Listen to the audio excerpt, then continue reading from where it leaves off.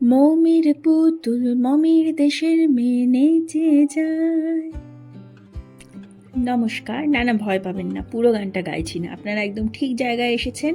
আপনাদের সকলকে আরও একবার স্বাগত জানাই কোয়েলসের আরেকটি দুর্দান্ত মিনি ভ্লগ নয়, ডিটেইলড ভ্লগ। আমি কিন্তু কথা রেখেছি, ঠিক কথা মতো মঙ্গলবার হাজির হয়ে গেছি ডোকরা শিল্পের কিছু তথ্য আপনাদের সঙ্গে শেয়ার করব বলে।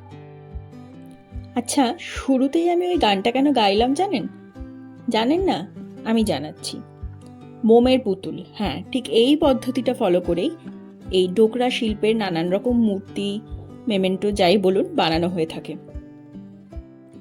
এই যে এখানে নানান ধরনের মূর্তি দেখতে পাচ্ছেন, লক্ষ্মী, গণেশ, সরস্বতী, মা দুর্গা, পেঁচা, হাতি, ঘোড়া, বাঘ, ভাল্লুক, আরও না জানি কত কি। তা এই সব কিছুরই একটা করে মোমের ছাঁচ তৈরি করা হয়।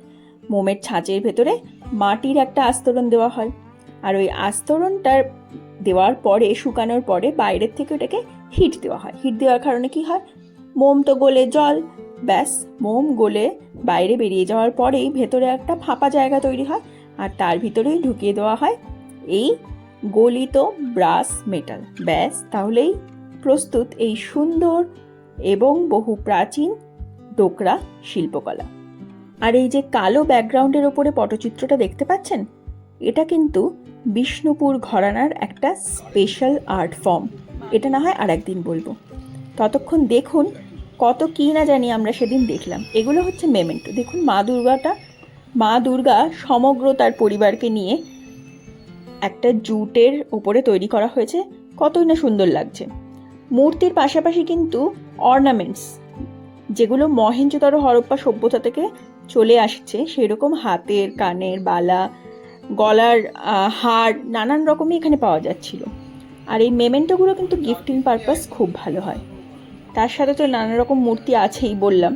এক মা দুর্গারই কত রকমের রূপ।